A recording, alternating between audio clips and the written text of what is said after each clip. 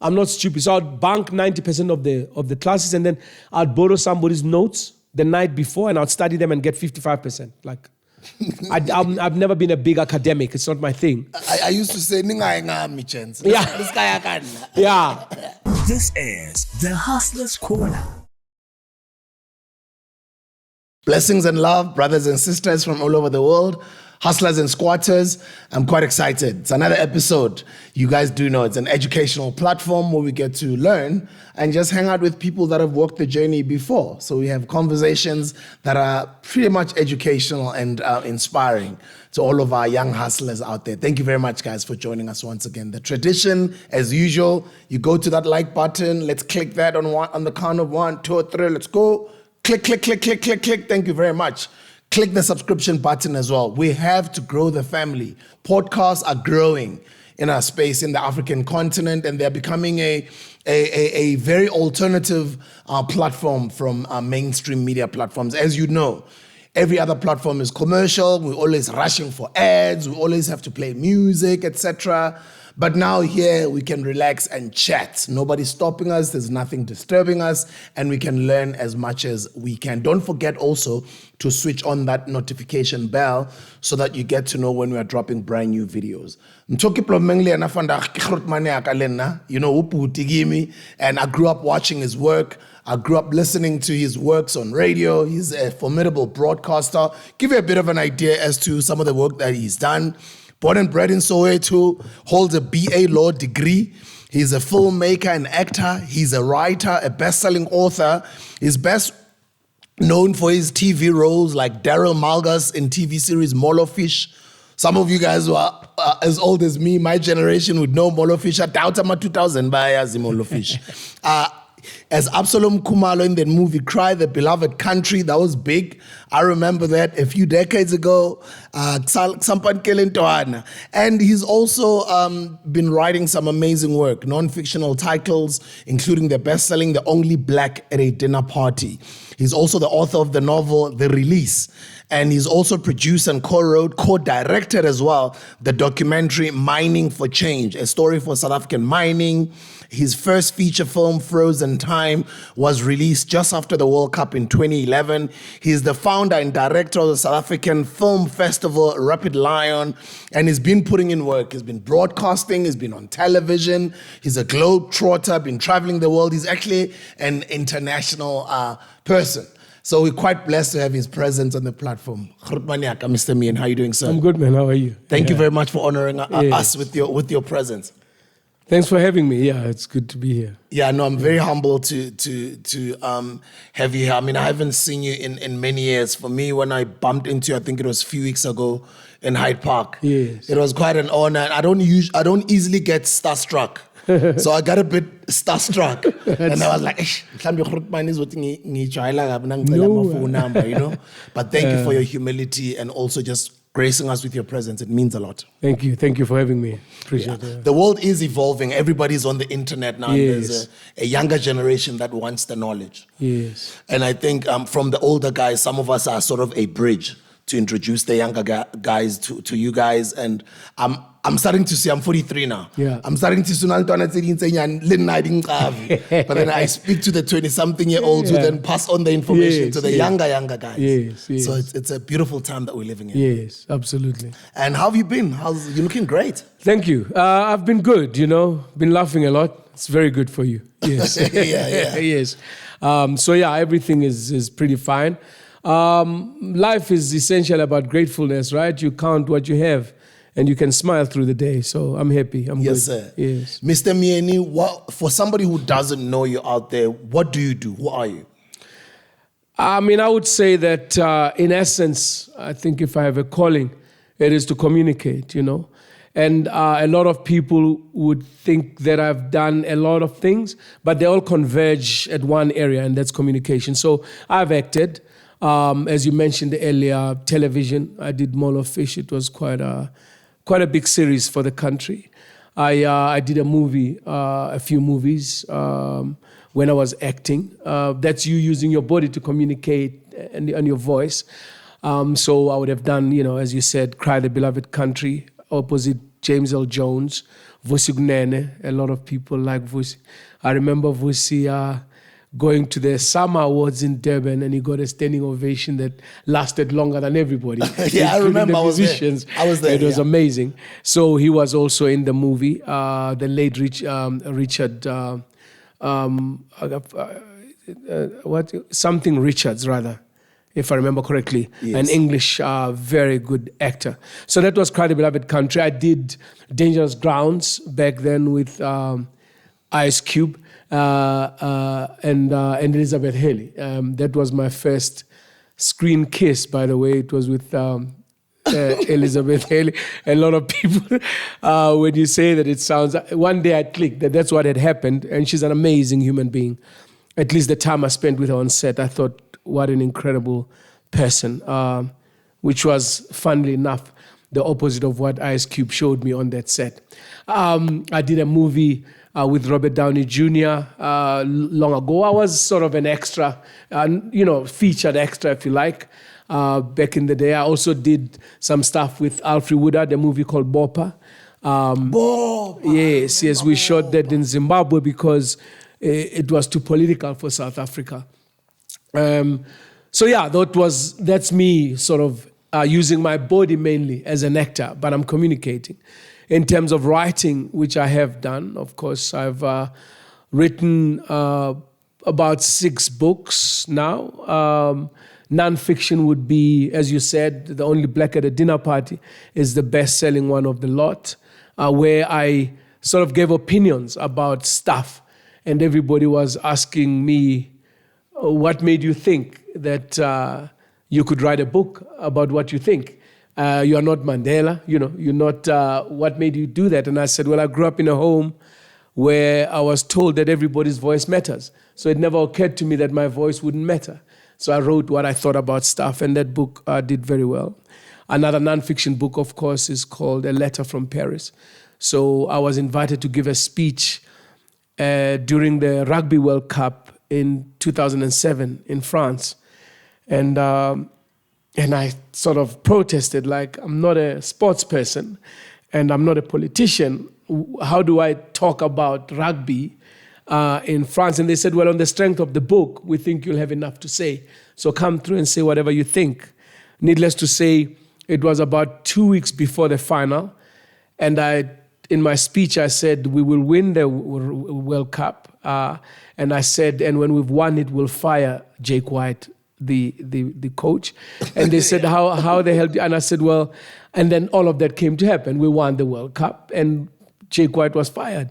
And I said, because South Africa is very complex. It's not enough just to win. It's very important that you win and have the nation in its entirety behind you. So a coach can't just be a coach. He is more than that. He has to be a politician. He has to be all of that. And I am sorry not to have this man's name at the tip of my tongue right now, but the man who won the last Rugby World Cup with us epitomizes that, in my opinion. He epitomizes the idea of winning as a nation. That's why everybody loves the Springbok as we sit. And not many loved the Springbok during Jake White, even though they were winning.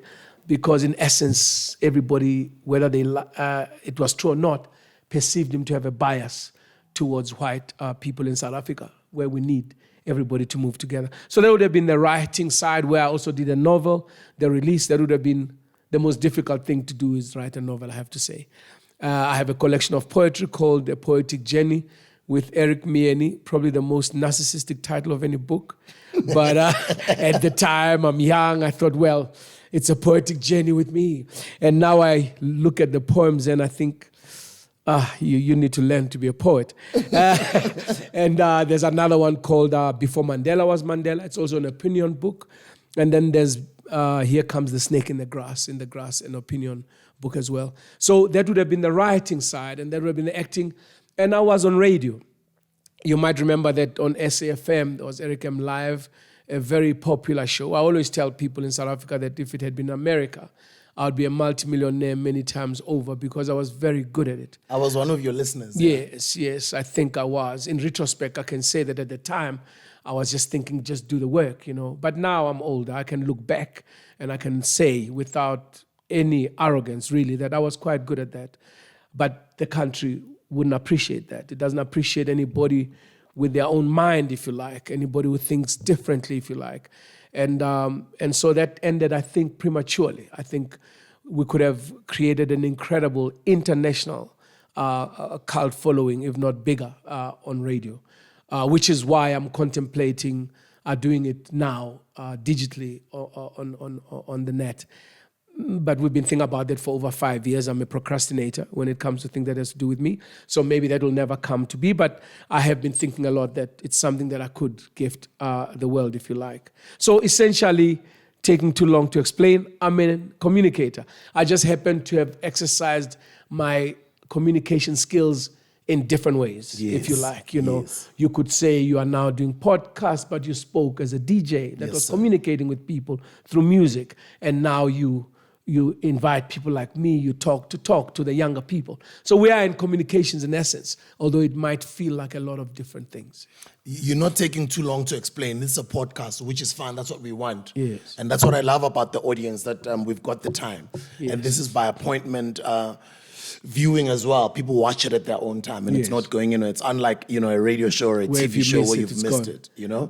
And before you were a critical thinker, a best-selling author, a filmmaker, and all these incredible things that you've done, at some point during the apartheid time, Eric Soweto, I'm interested to hear who, how was this person shaped? I'm interested in hearing your story. How did you grow up? I grew up in a very loving family, I have to say that. And I know it was because I think a great indicator of a good upbringing is a sense of self-worth, without arrogance, if you like, to value who you are, to know that you are worth something. Yes, sir. But at the same time, know that you know better than anybody, that everybody has value. So you have value. And because you have value, acknowledge the value in others. I got that out of my household. And the way it was done was quite incredible because I come from what you might call a mixed tribe family, although, of course, in African tradition, I am Tsonga. My mother is Xhosa. It's something that was almost shameful in the family. No one talked about it. And I got to learn about it in my 40s, that her grandmother was a white woman who was called Matugu because she had to wear a headscarf to cover her hair. So she looked like a light-skinned black person. But in essence, my grandfather, my maternal grandfather, was her son. And he gave birth to my mother, but took on the Xhosa culture. So she is Xhosa through and through. I mean, there's no way you would look at my mother or talk with her and even have an inkling that she has that blood, because I think your cultural rooting often dictates how you come across. I'm Tsonga, essentially, because so that's who my father was. And that's how African tradition goes. So how did this mixed tribe thing impact me? It impacted me in the sense that my mother, for better or the worse, given how we look at things today, always understood that my father was the head of the family. She always understood that she was now a Tsonga woman. And it wasn't in a manner of subjugating who she was. It was an incredibly powerful thing because to this day, I find her incredibly formidable. I've never felt at any point that she lost who she was because she became Tsonga and because she married a Tsonga. I don't know how to explain it. She was an incredibly supportive human being who somewhat understood that her power in the household rested in making sure that the men in the household could provide without stress in the family, and do the same back, provide without creating stress in the family. I remember that the longest fight I ever saw between them, I must have been 6 or 5 years old. I remember they were sitting together, which is probably rare today. Even I don't do it in relationships. But they were standing over the kitchen table in our 3-room house, not 3-bedroom house, by the way, 3-room house. And they were budgeting for the month. Like my mom is a nurse. He was a ticket examiner who was quite making his way to be a renowned artist at the time, a visual artist. So they were sitting, figuring, I could work out that they were figuring how to spend their joint income for the month. And I'm looking up and I thought I saw that there was some kind of dispute. And they looked down at almost at the same time and realized that I could see that. Because they were not screaming, they were not shouting, but I could feel the discontent between them. Right? The tension of some kind. And they both looked down at me and they immediately stopped everything they were doing, walked into their bedroom, closed the door, and I didn't hear anything. Now you must understand you're 5 or 6 years old and you're not hearing what's going on. So you're slightly anxious. And then they came out smiling, laughing, holding hands. And my father, who loved to pat me on the head, did that. And then they went back to the table, and within minutes they had done all the calculations and they were happy. And my dad went out where he went and my mother carried on. So this is the household I came out of. No unnecessary conflict ever. And when I had done something wrong, there was some kind of a court of law. I never ever remember getting a whipping, which we got, even though today's millennials will say that's total abuse. Yeah, those days never trap. Even at school. Even at school. Guys, you primary school. So even when I got my punishment, if you like, it started with a whole court case. And it was really like a court case. There was no disrespect. There was no... Nana, my mom would say, you know that you are not supposed to come back into the house after sunset. Yes? Yes. You came back after sunset, didn't you? Yes, I did, Mom. Okay, when Dad comes home, you will explain to us why that happened. And if the reasoning is okay, we are good. And if it's not, you know what's going to happen. Yes. Okay. Yes. So you're waiting there. You know you don't have a proper reason. You know you were just playing soccer. You shouldn't have. And Dad comes home and then we sit down. Okay, my mom explains. He came back after sunset, this one today. Okay, Eric, now go. Tell us. Why? We were playing soccer and the game wasn't yet finished, and I didn't want to let my side, whatever it was, okay. You do understand that, your danger out in the street at night is more worrying for us than you winning some soccer game. Yes, I do. Okay, so you got go get the switch. So you went and chose a proper switch. And then you came back and you got your 6-pack sly. Don't do that again. No, I won't. Okay. But I always felt loved even in the moments of pain in my household. And I think that level of respect, my mother always referred to us in the plural. Now in Tsonga, unlike in Xhosa, Zulu, Sotho, in Tsonga, you use the plural for an older person. For somebody you respect. Bomme. Yes. Like even insipid, like yes. bomme, bopapa. Yes. You don't say uring in Tsonga. You don't say uriyini. You say miriyini. As though there's many people in front of you. That's when you're talking to your older sister, your uncle, your president, anybody you respect, you use the plural. From as young as I can remember, my mother referred to me in the plural. So even when she was mad at me, she was speaking like that. Even when she was happy with me. So I never ever felt disrespected, and then gave me a lot of self-confidence as a human being, that I'm important, I'm okay. And you must understand, in Soweto back when I was growing up, you were as dirty as a Shangaan, Tsonga. You were as stupid as a Shangaan, Tsonga. You were as black as a Shangaan, Tsonga, as though black is a bad color. You were all of these things that were ugly. If you were Shangaan, and everybody who was like that must have been taken it from the Shangaans. And yet, because of this family unit I grew up in, where I was respected, where I was treated kindly, and with a lot of love, I believe, I would not think to turn to my brother and speak Tsonga immediately, because that's how we spoke in the house. That's how my mother spoke to us. That's how my father spoke to us, even though they spoke English to each other, because when they met, she was Xhosa, he was Tsonga. So they could only speak in English, and that was their habit. But when they talked to us, they spoke to us in Tsonga. No one ever said, be proud to be Tsonga, as in be proud to be black or whatever it is that people do. They just made it natural and normal that you're Tsonga. So when I walked out in the street, I would speak to my brother in Tsonga. When Tsonga people would change at the gate of their house out into Zulu or whatever to disguise that they were Tsonga because of the hatred and the prejudice that they found. I just did that. And in no time, virtually the whole street. On this side was a Venda family. Here was a Zulu family with a Malawian man who was made Zulu because the wife said it's too embarrassing. So we took a long time to discover it was not Zulu, but Malawian. On the other side was a Sotho family. All these kids going down many houses would come and ask me to teach them Tsonga. That's how much dignity I could carry myself with. And I learned that in the end. I tell young people today, walk into a room as a proud black man. If there are people who love proud black men, you'll be fine. You'll do well.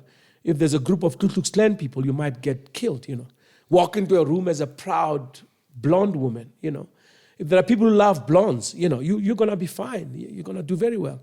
If there are people who hate white blondes, you might get raped and killed, So I believe you walk into a room as a human being, and what that does is it melts away 99% of people's prejudice, and you can move forward. Now, that doesn't mean you don't fight for the right things. But you don't push what differentiates you forward, because it immediately pushes you into a corner, which is a niche, which creates enemies. I said on Facebook the other day, beware the tyranny of the minority. And somebody said, what minority? That educated few, And I said, no, any minority, be they transgender, race, any minority, be careful of its tyranny, because we tend to want to protect it before it has even been attacked, and in the end, it becomes tyrannical in the way it works, okay? I don't know how to properly explain this concept. We are already overly vigilant against the tyranny of the majority, and so we are passing on too many liberties to the minority in the fear of being discriminatory, and thus creating a minority dictatorship. And then when I was asked, and I said, no, I don't believe there are minorities on planet Earth in our group. There are no majorities. There's one group called humans. And if we extend all rights equally to all humans, we are fine. But if we start defining groupings, that's where we have problems. There are transgender people, There are straight people, There are whites, There are blacks, There are Icelandic people, there are Tsongas, These groupings are the scourge of humanity, in my view, because in the end, there are no minorities. There are no majorities. There are human beings. And when the Martians attack, maybe we'll realize that, except we know, as humans, some might just be sellouts and go talk to the Martians about selling the Zulus, Yeah. But in the end, as a grouping, we are one. And if we understood that, I don't think we'd have the problems we have. I remember, let me put it this way, guys. By the way, for those who are younger, Soweto wasn't the Soweto that you guys are growing up in right now, or as you guys know it now. I can imagine growing up in the apartheid era at the time, because for me, I look at you as you are a generation before me. Yes. I was born in 1979 and I grew up in the 80s. Yes. I can only imagine, Amahipo. I can imagine there were no street lights at the time, no tarred roads, gravel roads, Ekasi. What are some of the memories that come? Yeah, that's an interesting one, because it's every time I go to Soweto and I walk through those tarred roads, it feels strange, like it's awkward, because they were dusty streets and we played soccer on those streets. I watched Jomo Sono playing with Jomo 11. People don't understand that Jomo Sono had a team while he was a youngster playing for Pirates before the Cosmoses. So we had a pitch down the road from my house in Middleland, Zone 5. by the church, the Presbyterian church there. And it was all just gravel. And I'll never forget, there was a corner kick, and it came across like this. And Jomo had to meet it at 90-degree angle, scissors kick, right? So it's coming across, he turns and jumps to hit it scissors kick, but he can't land on his back. This is a gravel pitch. Scores it and lands on his feet, like Ushai Tambla, and land on his feet. That's how you had to play, if you like. And that was Awacho. And so this is how it was, Beshaitezi. So wintertime, you get a smoothed out tire, you put, paper on the inside, you light that, and the tire burns to keep you guys warm until, sometimes you were lucky because it was a weekend, and so there wasn't much to do. It's not too far from home. You're allowed to go because, in 3-room, there are visitors. Kids can't be in the house. So now you can go and hang out, but it is, So that's where you learned, prison songs. That's where Zabalalazo songs. That's where.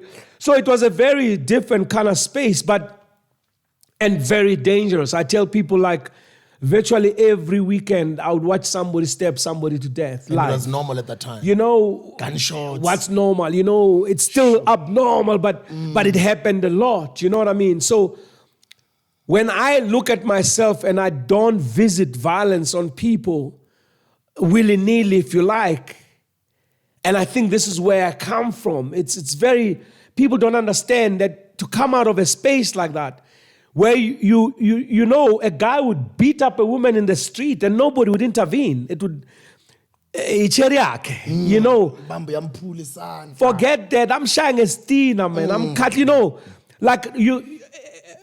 not good, because you've got people who are deprived of everything, pushed into one very tiny space to just grapple like this.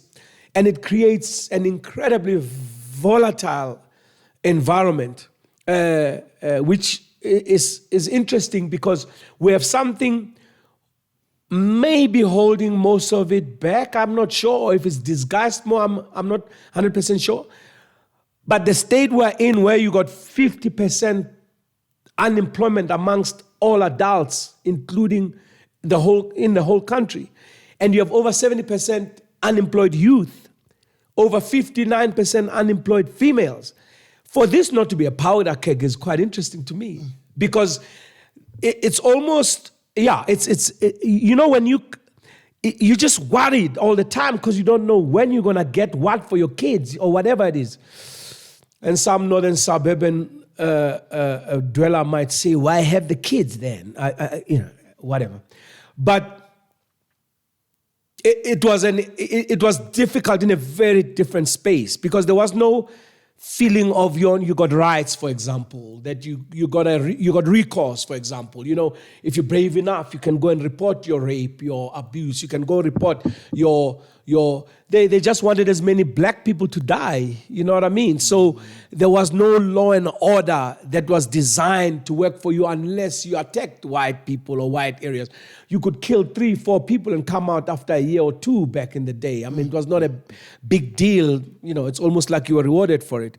So it was so for somebody to marshal their kids through that space, and then they come out okay, is an incredible feat. It is unbelievable to bring kids up. In fact, when my father died, I was 12 in 1978.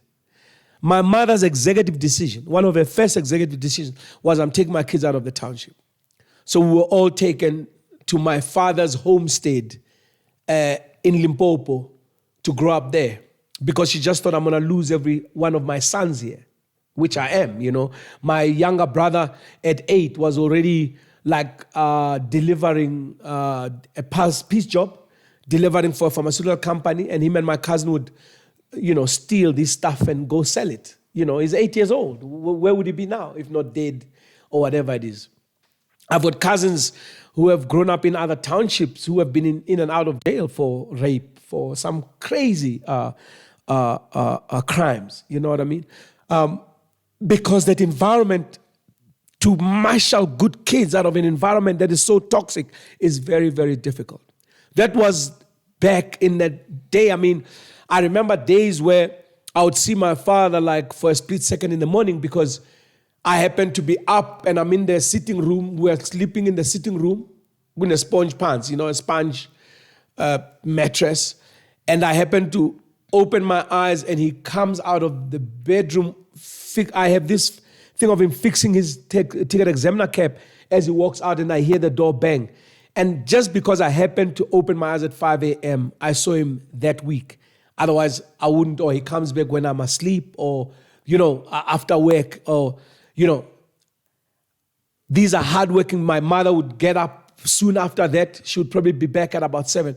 So as the eldest son, people don't understand why I'm not big on children. I'm like, I was a father too early. I looked after my youngest brothers, changed their nappies, found tricks to make them shut up when they were crying because my parents are working.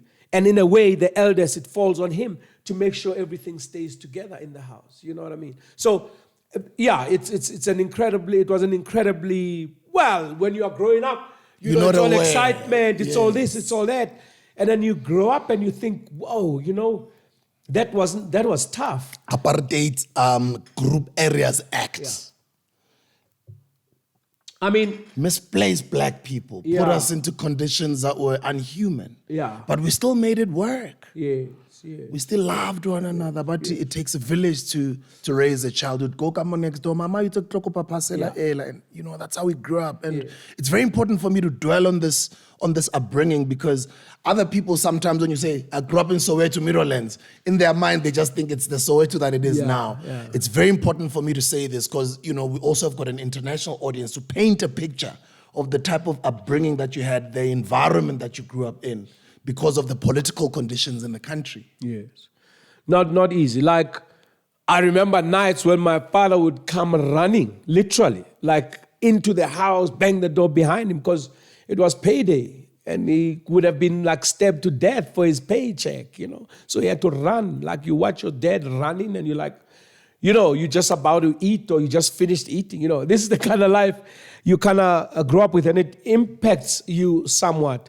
And obviously, growing up means you own the house now. I said that in my book, The Only Black at a Dinner Party. It's like growing up is like buying a house, You were not there when they built it, you know what I mean? So they've got funny colors on the walls, but you like the structure, But they have some funny looking room that's adjacent to the kitchen, but the kitchen's too small. So you want to break the wall and make the kitchen bigger, bring in that island. This is your body. So when you grow to become an adult is to buy that house. Now it's your house. You can either decide that room that small and dingy is okay, or the green or whatever color is on the wall is fine. Or you can say, I don't like that. Now you start doing the work, You peel down the paint, you break down the wall, you then start to repaint, you move the things aside, you bring in your furniture. This takes time. But if you stay with it, sooner or later, my goodness, this is my house now, I live here now. That I chose that couch, the color is exactly the way I want. And look at the flow of the house. I brought down that wall, Took me some time to save up. It took me some weeks to, do the work. But this is my house now. So we all need to do the work and not use our past as an excuse not to be the best we can be. So saying these things happened is not a way of saying that's why I'm a mess. Often it's why I'm great. It's why I'm strong. It's why, because the way I look at it is to say I was fortified. Very few things can shock me into oblivion. Very few things can make me freeze and not make me to function because as I grew up, I experienced these things or I saw them. And those who never saw them battle more. Not that everybody's life must be hardship, but I always say to people, I once read in Time magazine that the number of people who were getting diabetes too young in Switzerland was growing higher and higher in their 20s. And they thought it was because the country was too clean. So these kids' immune system wasn't boxing hard enough to fight. So they're getting old people's diseases early. It's to clean. You need a little noise around you. You need a little dirt around you.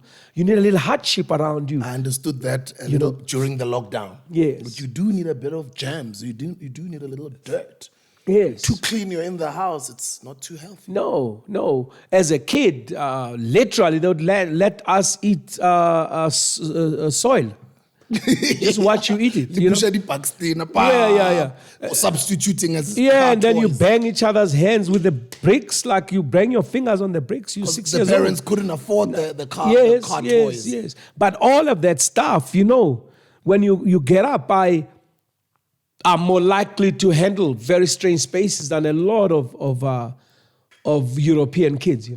Wow, guys, it's so beautiful for me to sit with him because I'm one of the people that became his fan. For me to become a DJ Spoo, these are the people I was watching, and I remember just being a very, very big fan of what he had become at the time. For me, I was just seeing this black man who could speak so much good English and was just doing incredible work on TV, and I just wanted to be like him, Skela, education. So obviously I started in Soweto. I went to Rishile Primary School, which was I think in Zone 3. So I walked from age 5.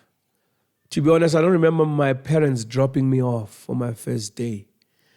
I remember them finding out who was older in the street, who was going to the same school or in the same direction, because they had to go to work. There's no way you're taking a day off to go drop your kid in the school for the first day. So I remember following these older people, knowing that that's where I'm going. I'm going to school. So I went to Rishile Primary School. When I turned 10, and it's important to understand that if you're ever going to have kids, the ages from 1 to 6 are so critical in terms of shaping who they're going to be. If you're going to have spoiled brats or you're going to have cool kids, that time between 1 and 6 is incredible. So my formative years were in Soweto all the way to age 10, if you like. So that place shaped a lot of who I am. And at 10, I remember it was 1976 because I was born in 1966. The Soweto Riots erupted, And of course, the older kids said the younger kids can keep going to school. It's not for them. They're in high school. They will handle it. It's amazing how in Africa, even in the middle of whatever, there's some level of compassion somewhere. I mean, these are kids saying you're too much of a kid to go and toy. I can relate because some of the kids that I was growing up with, when I want to come, but no, when no one's I'd get irritated, but only now I understand. Yeah, yes, there's a level at which they think we were pushed here, but not. No, you are going somewhere, and we wanna, you're gonna make us better doing that, But on one day, I literally got lost. I was just 10 years old and fascinated by. I saw the only white guy who got killed in Soweto by Uncle Tom's there, which is now the Hector Peterson Memorial. I mean, he was killed there, and if I remember, sometimes it feels like I dreamt it, and they bent him, yeah. And my parents couldn't figure out where the hell I was, I was lost the whole day. But me, it was just, yes, look what's going on here. It was like a movie, you know what I mean? Yeah. And they made an executive decision immediately that I was going to my uncle's school in Limpopo, in Ilim. The place is called Ilim Hospital. Back then it was the biggest hospital in the north. After Baragwana, virtually everybody in that went to Ilim, which is where my mother had gone to do midwifery for a period. And no, she came after, but I was sent to basically be with my uncle, who was a principal of a higher primary school. So I went there, immediately taken away from the Soweto staff. 2 years later, my father died in a car crash. I'm sorry about that. Yeah, and my mother just said, "That's it. We're gonna stay here. We're gonna look after your grandfather."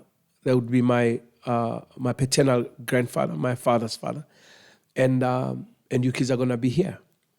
And one of the biggest lessons I remember from my mother, which I try to pass on to my son, was that every decision you make impacts you, not me.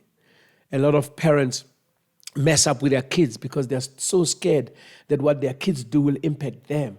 And the kid feels that. The kid feels that you don't have its interest at heart. You have yours. You don't want me to do heroin because you'll suffer. So when you make a mistake, I'll do heroin to make you suffer. And my mother would say, do heroin if you want. You see, it's going to impact your body. I don't do heroin. Look at me. I'm good. But if you want to die at 27 and be weird or whatever, go do heroin. I remember, I'll never forget, I asked her, because my dad smoked and he had passed, and I really felt this strong edge to be next to him, to smoke, And I said, so, Mom, is it okay and I knew she didn't like smoking. I said, what would you say if I smoked, I must have been like 13, 14, And she said, from what I know, Ricky, that's what she called me, cigarettes cost money, quite a bit of money. And I believe some people get lung cancer when they do that. So if you can handle those two, you can smoke. She walked off, So it was an incredible way of saying it will impact you. Whatever you do will impact you. I'm okay here. And it never really dawned on me until she discovered my brother wasn't going to school and he had been forging his results and saying he's getting A's and everything. And she found out, and she lost her mind. Like she took a hose pipe, I remember. And, it was the first time there was no court case. You know what I mean? And he went under the bed, and it was too far for her to reach her, And he screamed, I don't want to go to school. Why are you hitting me? And she stopped dead in her tracks. And I'm watching this in horror, partly, but also knowing who's told, And she said, what did you say? I said, I don't want to go to school, And he said, why didn't you say so? I wouldn't have even touched you, You don't want to go to school, boy, then don't go, sorry. I thought I was trying to get you to get a better life, Don't go to school, son. And when you get to 18, okay, you must leave this house. And don't ever come back here to look for anything. Because me, I've gone to school. That's why I can look after you. That's why I can do what I'm doing. But once you get to 18, you get out of here and don't ever come back here. Don't come asking for anything. And she walked off. She took the thing off. What you are doing will impact you. That guy went back to school. He was in the top 2 all the way to getting a degree. Now he's a very respected diplomat. Wow. So don't be fearful of passing the responsibility, I did that with my son, I said, what do we strive for in life? Why do we work hard? Why do we get educated? And he couldn't figure it out. And I said, to get more time, to get more time to do the things we love. And I said, my parents had much less time than me. Apartheid took them in 20 million directions. Kumele bavuke ngo-4, ukuthi babe spanning ngo-8. Bese bayeke span, leave work at 6 to get back home at 9. Your kids have been without supervision from 1 o'clock to 8 o'clock. That's 7 hours, which is how most kids get, because both parents are working. They can't be back home before 8, depending on where they are working and the transport system. So they had less time, but they used all the little time they got to make sure I got more time, I said to him. Because I went to varsity, I got a degree, now I'm getting jobs that give me more time. And I've done the best to give you more time than me. So we're generationally freeing out more time so we can actualize our best selves. So the question is, what are you going to do with this time that we all work generationally to give to you, And he's sitting in my car, I think he's 13, And I always made sure he put on a seatbelt from when he was 5. So he used to see the world through the sky. But even now, he still puts on a seatbelt. And he said, I said, you use that time to make all the key decisions before they happen, okay? At the time AIDS is at its height.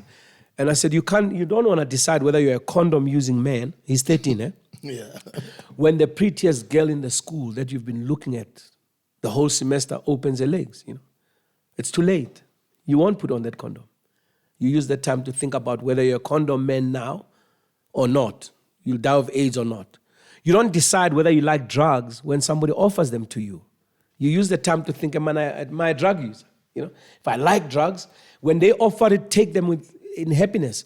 And I grabbed him, I said, I said to him, like, if you choose to die at 27 and you want to do drugs, I'll buy them for you. Every time I have a spare manager, I'll buy them for you because that's what you want. If you become a junkie by accident, I'll kill you before the drugs kill you. A person uses his time to decide on the big issues before they happen, so that when they happen, he's ready to say, this is who I am, and stand that way. Use the time for that. It was amazing because 3 years ago he said, Dad, you won't believe this. A week after you gave me that speech, he was with a friend of his who was my friend's son. And he said we left them at the mall. The mall is supposed to be a babysitter, which is not.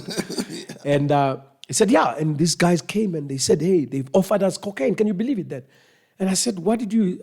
I said, I remembered what you said. So I thought, they're 13, they were offered this rubbish, Mm-hmm. And I said, no, we don't do that.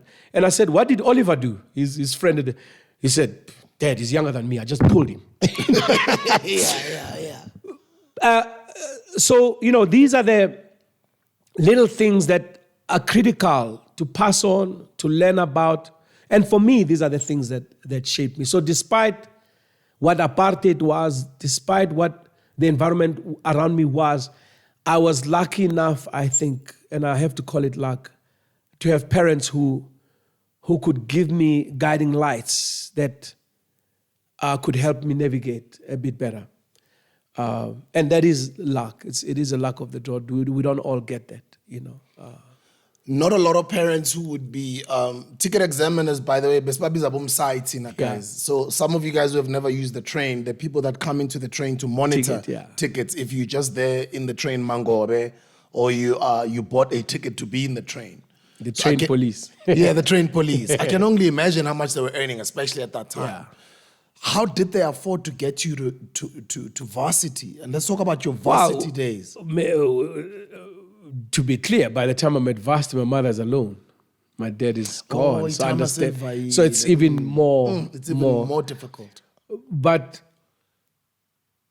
it's one thing that my brother got from my mother that I didn't get. But those two are incredible with money.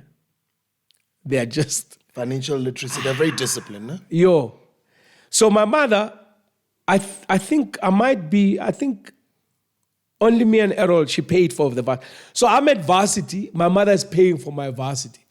And I don't even realize that I'm a spoiled brat, to be honest. There are rich kids there who are white, who are paying for their own varsities. Their parents said, you'll work your way through varsity, and they're doing that.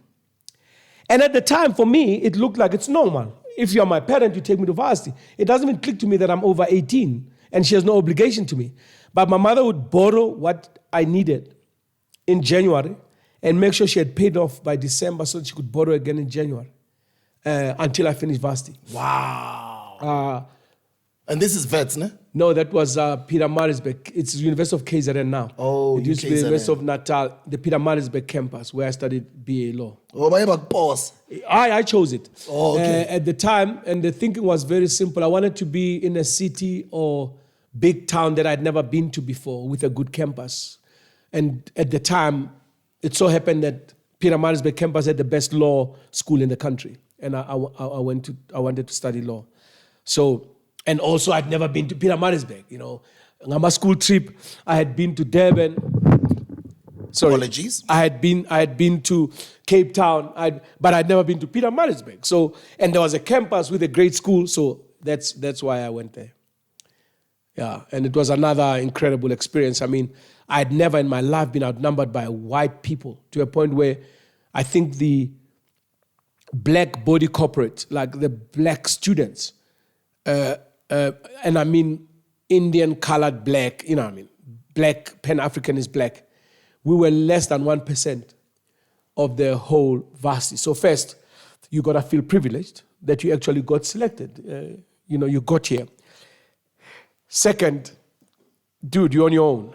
You know what I mean? Like, you could get beaten up in the dark by some rugby playing like whites if you came across the wrong way.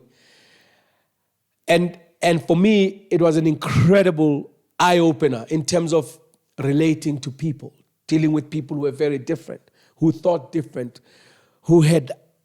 a lot of my fellow black students hung out together because I guess it's more comfortable. And for me, it was more like, what would be the point of being in Iceland and just hang out with Zulus? You know what I mean? I got to figure out what the Icelandish people are doing because I have my Zulu experience, if you like. I have my Tsonga experience. I have my black experience. What is this about? And I grew a lot there, I think. I grew a hell of a lot. I remember I started social distancing. I was at Lay Ecumenical Center in my first 6 months because I got admitted to the varsity and they told me I'd even be admitted to a hostel, Mbali Hostel. And I remember being so excited that not only is this school accepting blacks, it actually has residences that have black names, Mbali Hostel, And I was excited. So I got in the train and I happened to sit next to this auntie who happened to be a social worker who was an underground anti-apartheid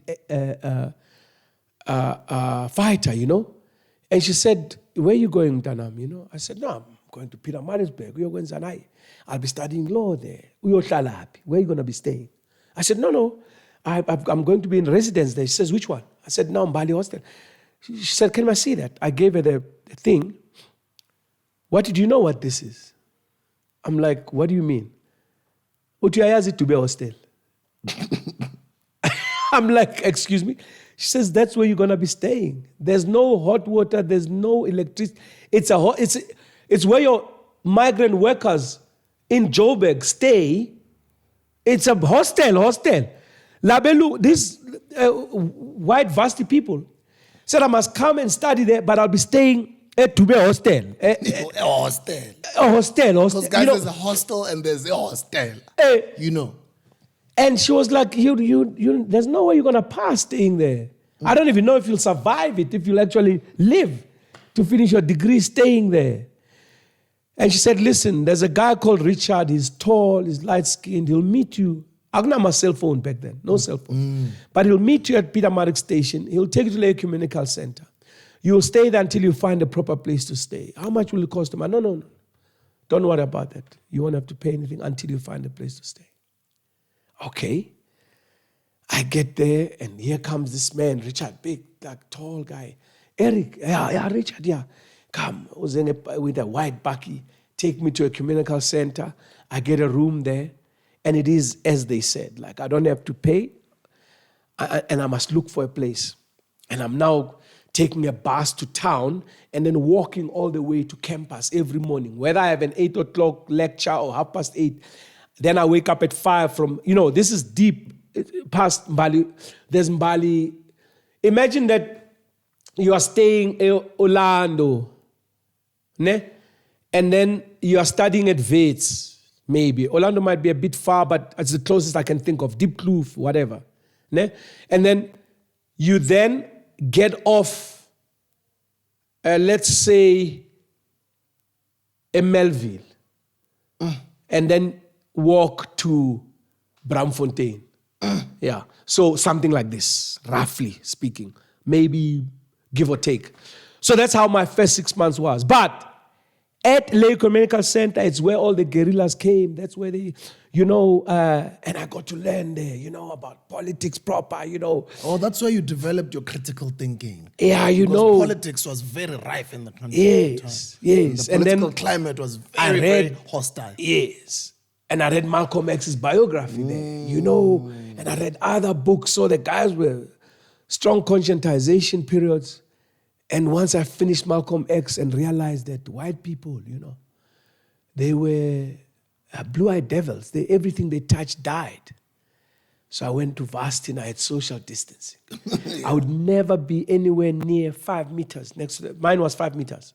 Next to a white person. Now you must understand how you manage that where you're outnumbered 99.9 to 0.1. Eh? So you consciously yes. And social distance. Yes, and I can't be next to these devils. That's how I thought. and I would be the last one to get in the lecture hall because then I can use the back door and I won't be close to them and I won't smell them.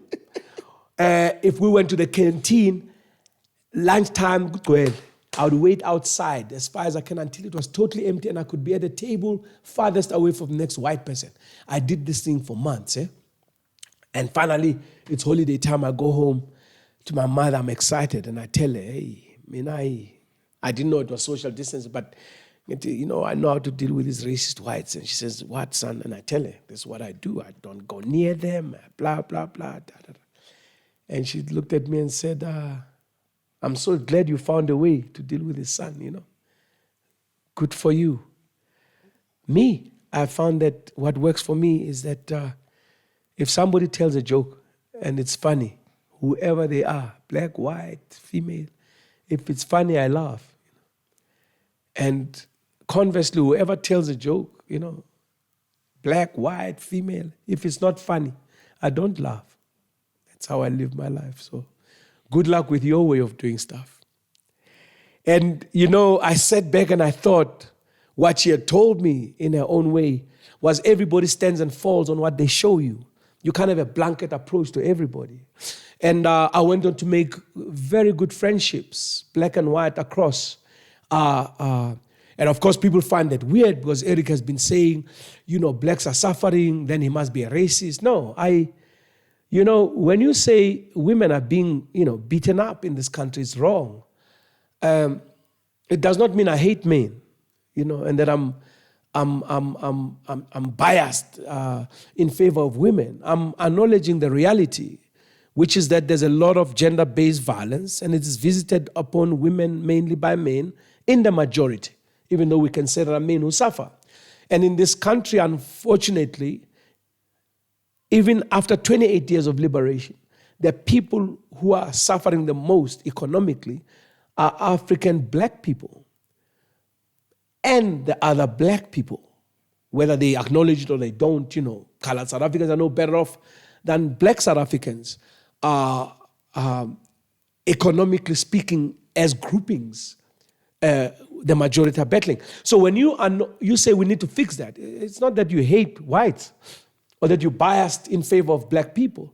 Your human conditioning says that's unfair and that's the group that's suffering. Can we all get together and help that group come up to the human level for all of us?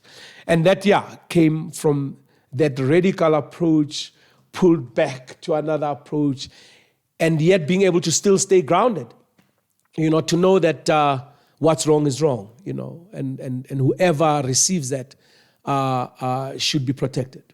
Yeah. How did you get into the arts?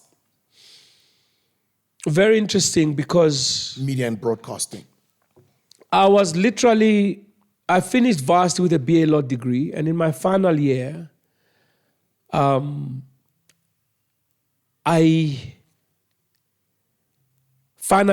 I'm doing my final year BA Law, and the next year I'm supposed to graduate to do an LLB, which is, then you come out, you are a lawyer, you're going to decide what you're going to do.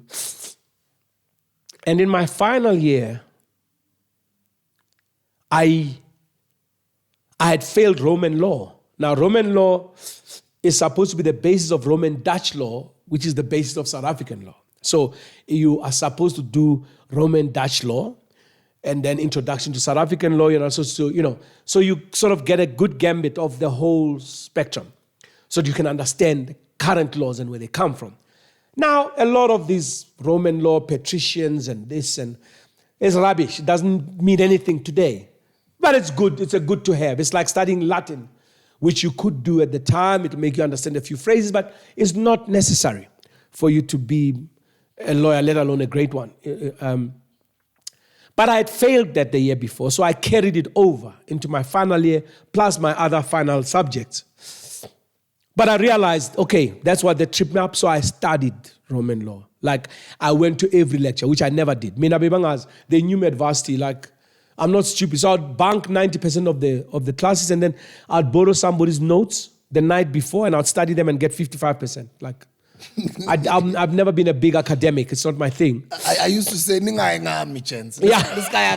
Yeah, I can do that. And but I knew Roman law I have to put in some time because I failed it. You know what I mean? So I went to every lecture. If I missed one, it's a lot. And then I studied for this thing. And then I went to take the exam. When I got out there, I was clear, 95% or more, no less. That's how well I had done in that course. Needless to say, the results come. And understand, this is the year that takes me to LLB. So I either go with my class of people or I'm the only one left behind. Yeah? And the only subject that I failed was Roman law.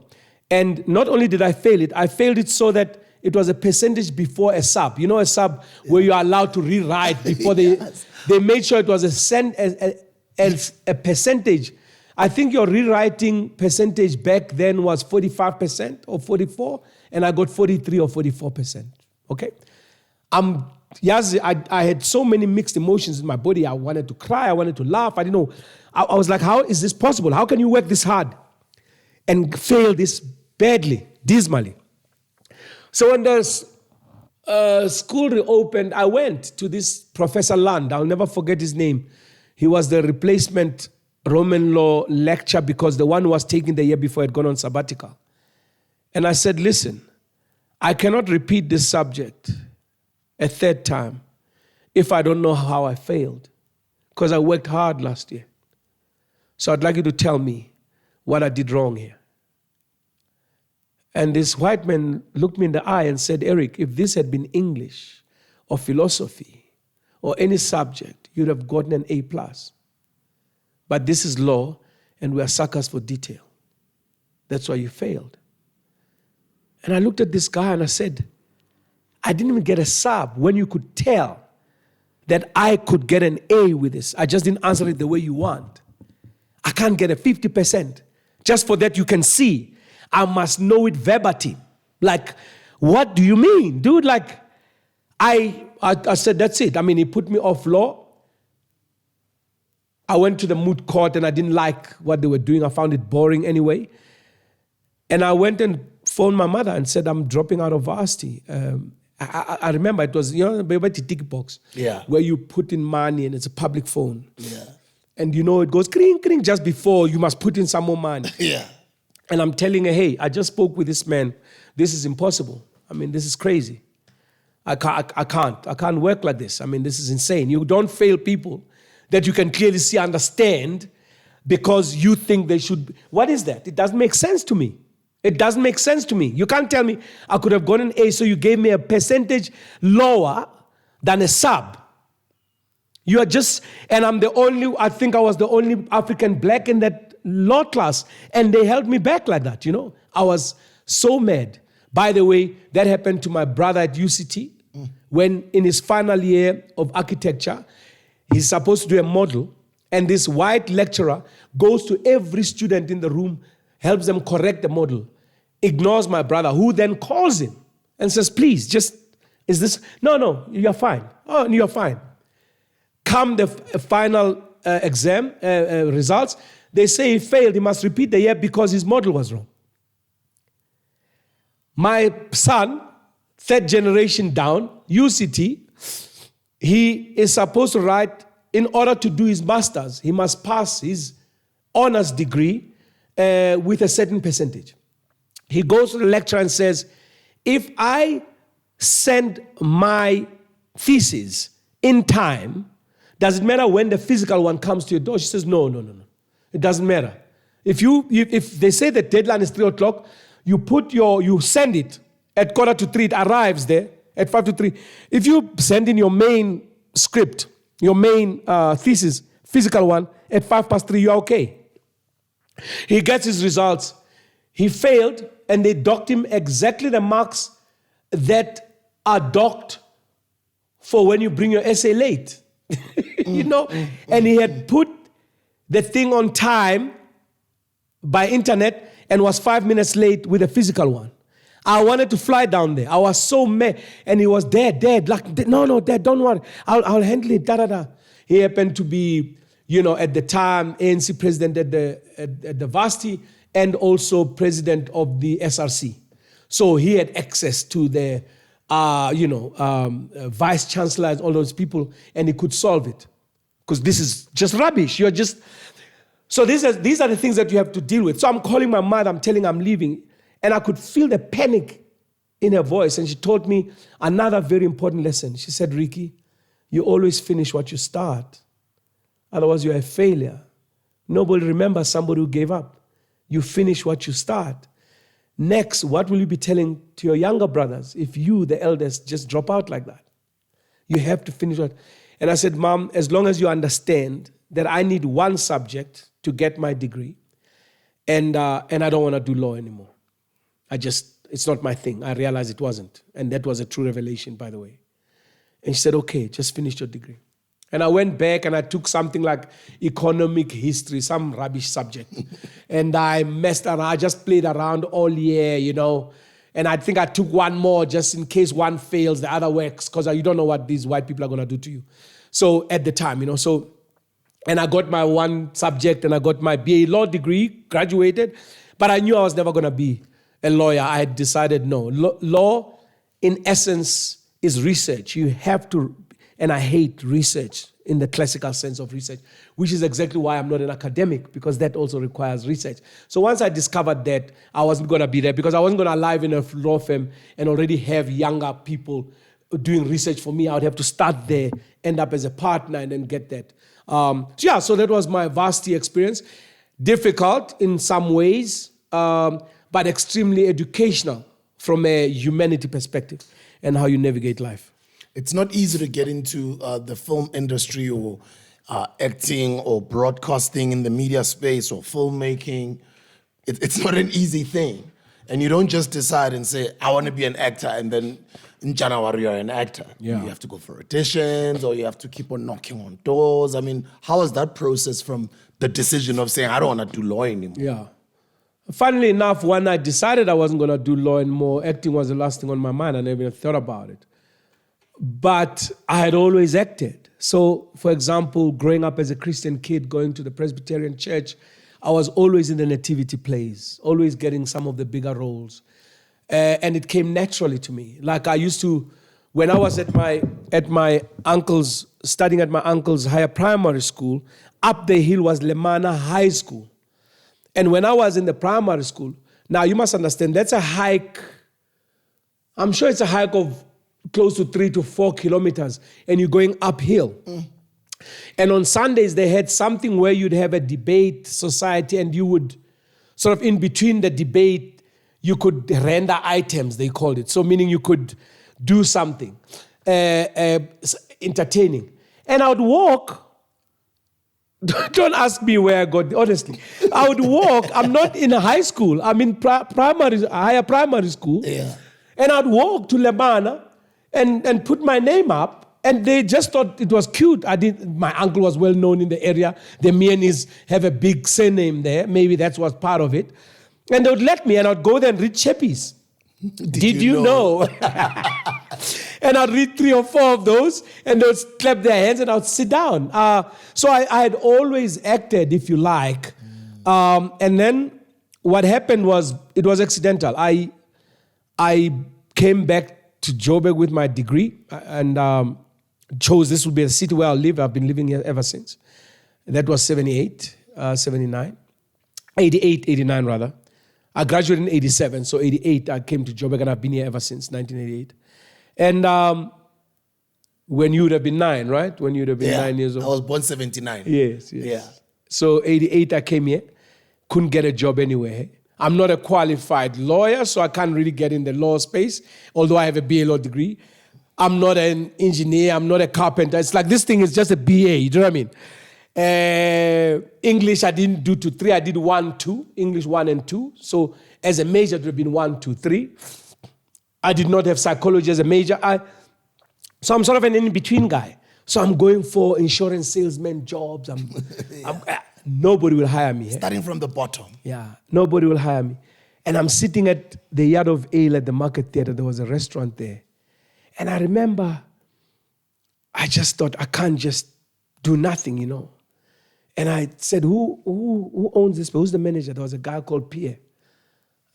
Pierre, Afrikaans dude. And I said, listen, I have a degree. I am looking for a job here. So it's not like I'll be here forever. But while I'm looking, I'll do anything here. I'll do the dishes, whatever you want. Just give me something to keep me busy in that period. He said, serious? I said, yeah. He said, we just fired a barman. He was stealing, man. We can train you. I said, sure. That was my first job in Joburg as a barman. Yeah. Yeah. Because I hear that's how barmen steal. Yes. Tonight, the bill is moving. Absolutely. And so, yeah, I got that first job. While I was doing that job, a guy came, said, would I like to be a model for Olson's beer? They are looking for faces to launch this new generation. Yes. I remember Olsen. It didn't last that long. Anyway, so I was one of the original models for that. And he happened to ask me what I thought of the new generation tag for the campaign. And I gave my 2 cents worth, which was basically that young people don't really have money. And so in a way, it's dividing the market, and it's choosing a market that doesn't have that much money. So I'm not sure how it's going to make it. And he was kind of liked. His name was Rodi Lauder. He was an art director at this top agency called Darcy Messias, Benton and Bowles. And he said, I like the way you think. I think you could do, you could work here. I said, like what? He says, copywriting. And I remember thinking, having a picture of a guy in a white lab, which is strange, copywriting. But I had a guy, I don't know why. And I said, what's that? And he said, after this picture that is confusing in my head, he said, writing words. He says, as an art director, I come up with the pictures and the writer writes. For instance, I came up with the idea of you guys shot like this. And then the guy had said the new generation beer, whatever it was, Olson's. I said, I've written a few poems, maybe I could do that. He said, yeah, just bring your poems. I'll introduce to Willie, my boss, and we'll see from there. And I went to see Willie Sonnenberg. I had my little poems written by hand, And he looked at them and he said, hey, it looks like you can write poetry, but that doesn't mean you can be a copywriter. But I'll give you, 6 months. And if you haven't learned by then, you'll be out by the ears. If you have learned, you have a job here. I'll start you at $1,200. Big step up from my 500 rand as a barman, Yeah, nailing you get buy grand. There I am. Now I'm going to Sentin, to work in advertising. I didn't know what it was, but there I was. And that's how it started. And then acting came funny because I left advertising and went into PR for Bob TV, working under, I still maintain that she was the best boss I ever had, Stevie Godson. Beautiful, beautiful woman, an incredible leader. Absolutely amazing boss. For me, I think I learned a lot about being a good boss, watching her boss me around. She was very, very good. And when I was there, I sort of started writing this satirical piece, like as a, like a satire around funny, but satirizing apartheid. And it was 2 pages, I think, when I first wrote it. And I read it to a friend of mine, Nick Hauser, and he was like, that's quite good, you should come. And he said, I'm doing some gig in Linden. We play music, but I could ask them, you can read this there, whatever. And I said, okay. And I go to the place and Nick and his band are playing. When they're done, they say, hey, by the way, got a comedian who can come up here.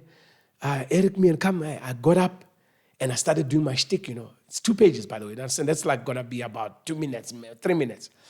30 seconds into it, the whole place went dead quiet. Like you could hear a pin drop.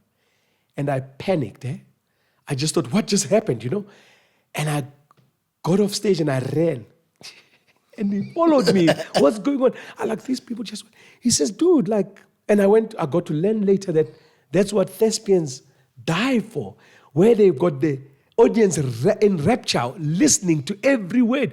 Me, I thought I had lost them because I knew nothing about acting and what it's... Anyway, that piece, and then I realized what it meant, and it went to 5 pages. I got the balls to read it for longer periods, and I went to the Windy Brow. They were going to Standard Bank Arena, and now it was a long piece. It was called Twisted and Vile, I think it was called. And I performed it to this man on his own at the Windy Brow Theatre, this Afrikaans man, and he loved it. He said, we'll take it to Standard Bank Arts Festival in Grahamstown. That was, there I was, went to Grahamstown, came back, performed it at the Windy Brow, got invited to go to Holland to perform across different cities, Amsterdam, Eindhoven. I went to about 5 cities there. And my acting career started. I came back, I looked around, there was an agent. Next thing I'm on television, I'm like, what's going on? Yeah. Guys told me later who were like thespians. They said they hated me. They were like, who's this guy? Because you were not a real thespian. how And you're did getting this job. How the hell, Yeah. You just walk in here. And what they didn't realize, of course, is that I'm an all-in guy. I don't, even today, SBU, like, guys in the music field, when you go to the summers, you look at how everybody's dressed. You look at how everybody turns out. They are doing the star thing. So you feel like when you pay, 100 grand for SBU to spin, you're paying for a star, Actors are still getting $750 a call when they start. They're still getting $5,000 a call at Netflix when they start. Why? I do Rapid Lie on my film festival. When we have the Rapid Lie award ceremony, I had one of the top actors in the country win an award, come in with a dirty tracksuit. Dirty tracksuit. Ubona ukuthi lo muntu, since he woke up in the morning, never had a shower, got to the stage to receive a Rapid Line award, a platinum coated award that weighs more than the Oscar. And he was like, sorry, Nkogeso, I'm dressed like this. It's, some of us give back to the community, so I was training some kids, I'm like, you idiot, this is your paycheck. This is what people take and it goes viral. So when you say I need R1 million for a role, they understand they can pay it to you. I mean, GQ once had a thing, it said they had a guy wearing jeans and beautiful techies bottom. And the other guy you could see is the bottom of a suit and shiny shoes. And they said, which would you lend $1 million to? And you immediately knew that the jean guy was not getting, no matter how clean they are. So you can't expect your industry to respect and pay you as much as you deserve to be paid when you don't present yourself as somebody who deserves that. And musicians are doing it, the music world is doing it, and they're making millions with their music and being called everywhere. Their black coffees are world stars. But when they turn out, we don't. Actors are just, I'm an actor, they all go funny, they look ugly, they don't, even when they're beautiful, And me, I treated South Africa like Hollywood. When I entered the space and I got an agent, I dressed up, man. I went and made connections with casting directors. When I got a job, I would come back with a bunch of roses and say, thank you so much for the job. So that when they called my agent, they didn't say, we're looking for a black guy, 1.78 meters. They would say somebody like Eric. And my agent would say, but Eric is here. I would visit my agent twice a week just to rock up, even nothing. How are you? I would not say I demand anything, but hey, how are you? Is everything okay? I made sure I was liked in the industry. And more importantly, I would not do more than 3 takes on anything. I don't care how long my monologue. No, you would never shoot. More often than not, it was 1 take. If it was not a take, somebody messed up, not me. I took my work seriously, and then I understood the star quality that it needed for me. So I negotiated 5,000 a call back then. When people today are battling, are still calling me and saying, can you come back for 5,000? I'm like, dude, no. No. Yeah. No. I negotiated that. I was doing 5,000 a call on Cry the Beloved Country. Yeah. And when I finished that, which is what they do in South Africa, they shot it so fast. The scenes that would have 200 extras, 15 actors, and I'm part of them. That should take 2 weeks in a movie. They would shoot that in 3 days. Because if it's 2 weeks, right, it's 70,000 to Eric Miyeni. If it's 3 days, it's 15,000. And I realized what they were doing. I went back to my agent. I said, no more call rates for me. You tell them Eric Miyeni for this role, 500,000. Eric Miyeni for this role, 250,000. I don't care whether you shoot it over 7 months or 2 weeks. You tell them what I am valued at for the role. I was changing the whole game. Yeah. With what he's saying, guys, go back and watch the Dr. John Kani interview. There's a part where he talks about finances and the type of deals that he did back then as far as his career is concerned and how he was already foreseeing his career going. This is even before it took off. He spoke about from the beginning of how you structure these deals as an actor financially. And because we're hustlers on this platform now, this is a very critical and a very important part on how you set yourself up. And not only for those that are in the industry, even as an entrepreneur. And I do know that, Grootman, sometimes it's like, you look whichever way, and you are very correct. But there's just a certain type of image that you have to present when you are still building yourself or building that business, because you are a brand. Yeah, and even when if you are built, do you know that when he goes to the Oscars, he turns up. He puts on that, you're not going to act like you're in your own garden and you are cool, and you're going to the Emmys, or you're going to the Summers, or you're going to the SAFTAs, or you got to turn out, so that people can say that. So I carried that, and I was virtually one of the only people doing that. And I was very humble. I understood the amount of industry and the number of people that it takes for me to get a role. There's my agent. There's the casting director. There's the director of the film. There's the people who write about me in the papers. All of these people must somehow be brought to a position where they sing a wonderful song around me. That will multiply how many jobs I get, and it will multiply the amounts I get paid. So I understood that. So with humility, I was very thankful to every grouping, every member that touched my getting where I was supposed to get. And then I made sure I was professional on set. And next, you greet everyone. You talk to everyone. There's nobody who's below you. There's nobody who's above you. I don't care whether it's Obama or the Pope. They are not above you. They are not below you. They are human like you. And when you resonate that humanity, every room likes to be around you.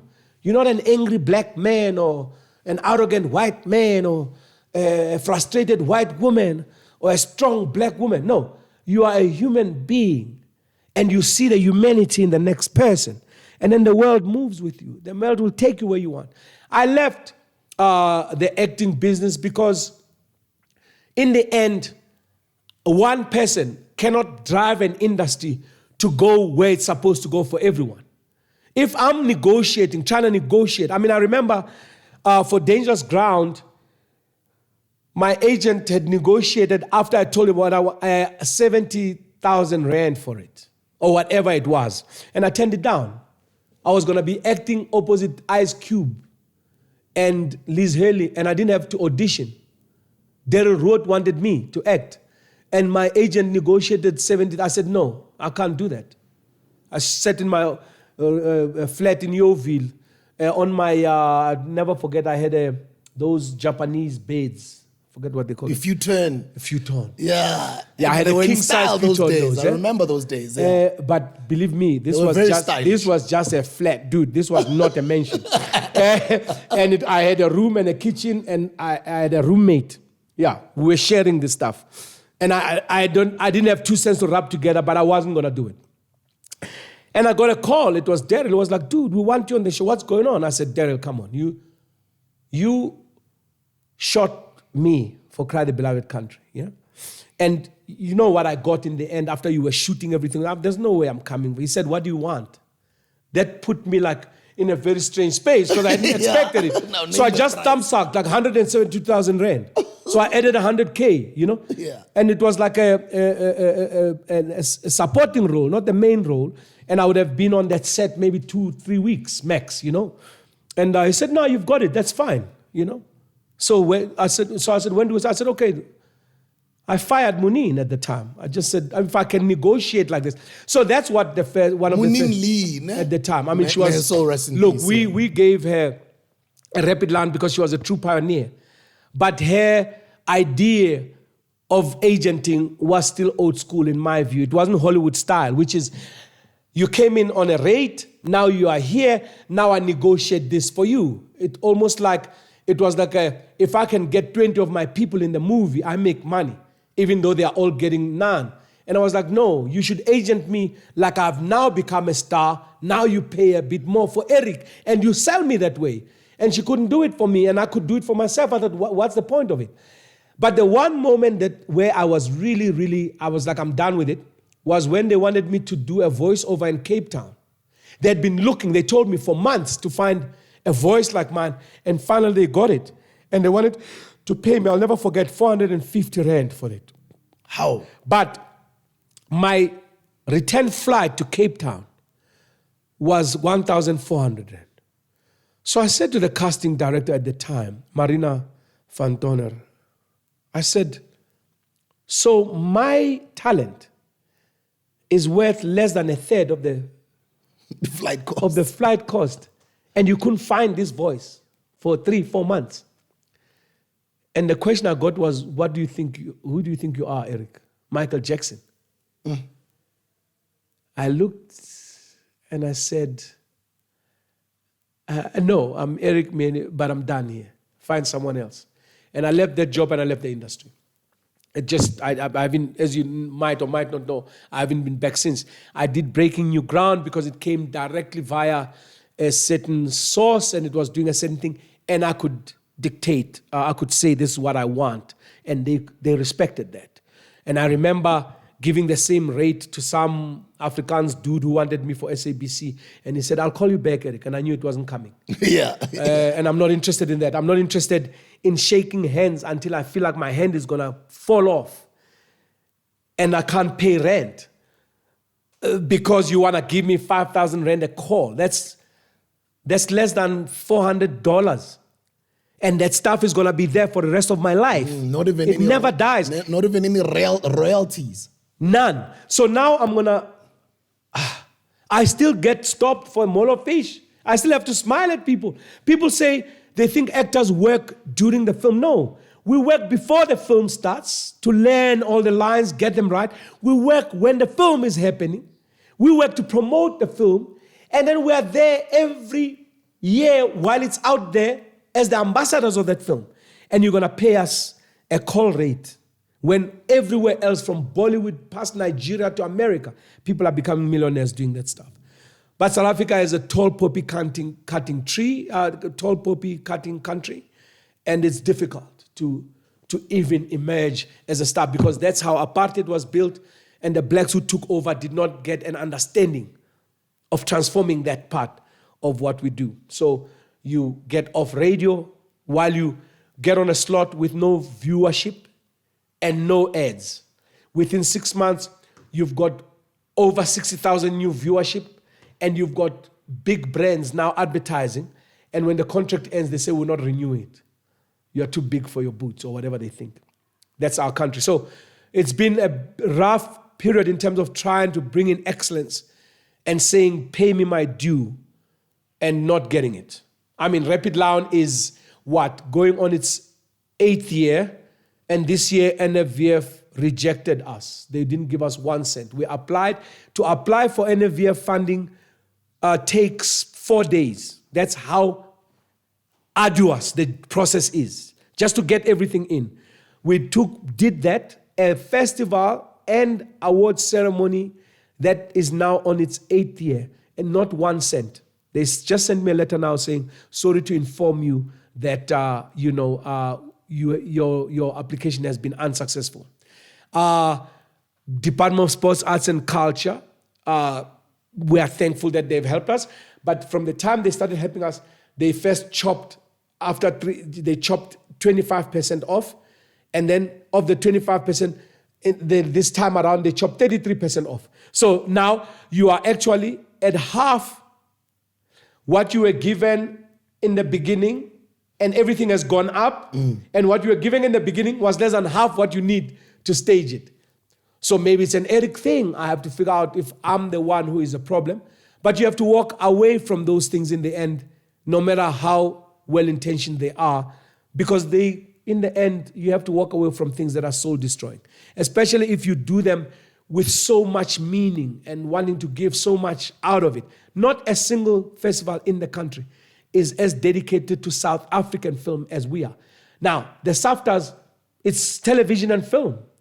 And television always wins because it's got the high... We are concentrating on South African film. We have the highest number of premieres for South African film, even higher than Durban International Film Festival, which is growing numbers less than we are, even though it's over 50 years old.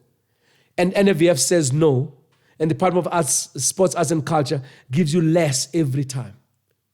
What's the point? I mean, what's the point of doing that? You can't go to the commercial sector because it's completely black owned. I mean, I've spoken to Standard Bank. I mean, they have they have dance, they have visual art, they have virtually all the arts except film. They couldn't add that to the portfolio. You know? So either I don't know what I'm doing, which means if you don't know what you're doing, you have to step aside. Or the country is not ready for it, then you must step aside. Or nobody needs it. You have to step aside. But yeah, I mean, it doesn't matter where I move. I have always given it my all, contributed quite immensely, and Rapid Lion will be remembered as one of the best things that ever happened here for South African film, but it's going to die because there's no support for it. That's how it is, yeah. But that has been your baby, and that is, 8 years of contributions. You can't just leave it like that. Well, you know, in 2018, nobody funded that thing, nobody. I had to sell everything I owned at the time, cash in everything I had invested at the time to keep it alive. I can't do that. Any longer. I can't do that. 2022, they cut off, nobody came across. I said, okay, what do I do? Now, coming up, you got 1 year at even less of what you need. No, I mean, I'm meeting with the Department of Sports, Arts and Culture after this. By the way, it's at 7:30, so 4:30, so I hope we haven't gone too far past an hour. Oh, let me see. And, it's been so beautiful. Oh, you are late. Let's wrap it up. And that we can have a part 2. Yeah, what time is it? It's 20 to 5. Jesus. Yeah, so I should have put an alarm on, so that's not your fault. So you understand. And that's where the issue is now. But it doesn't mean I won't contribute where I'm going. One of the areas that I'm really interested in now is where I've come to realize that politics are not going to change our people's lives. They're not. Politicians have always been at somebody's beck and call. That's why I'll never, ever want to be president of anything. That said, business is going to do it. Okay? I respect Dangote because he's probably the most powerful man in Africa because he managed to be a billionaire, which means he made a lot of millionaires, which means many families are benefiting. So I'm moving into a space now where I am seriously taking under my wing, if you like, young businessmen who want to be billionaires and millionaires and talking to them about, you know, how you don't let that crush you, how you manage it properly, how you keep growing, and that sort of thing. So hopefully that is a new space that I'll enter, and hopefully that will have a bigger impact, if you like, on our people and the country. Oh, that's totally amazing. Like, I've always been looking forward to sitting down with him and just learning from him and hearing his story. I think today is quite an incredible day for me to experience, you share, and we appreciate it. I think the audiences, you'll see with the feedback. Yeah. And I'll share when it's ready to come out. But I would love a part 2 because I'd love to touch on politics. I'd love to touch on a couple of other things. Sure.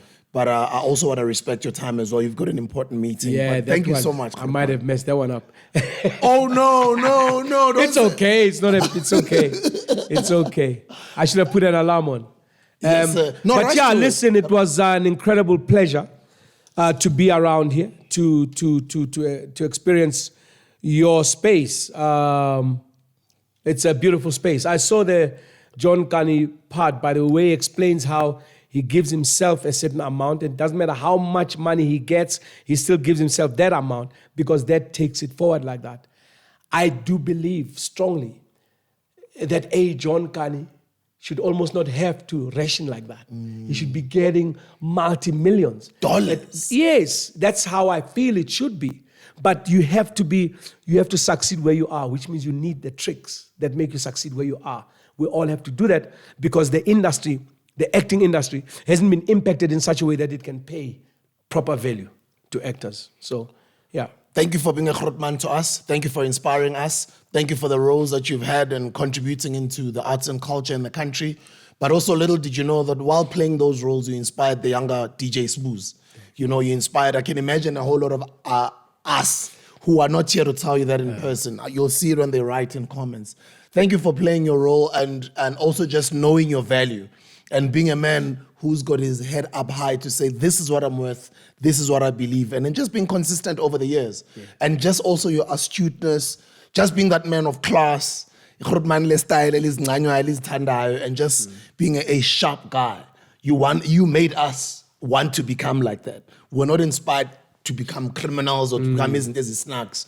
We wanted to become Natama top, who are doing their thing, and you did that for us. So we wanted to celebrate you. I appreciate your time. I appreciate your humility, and I appreciate your greatness. Go on and become even greater.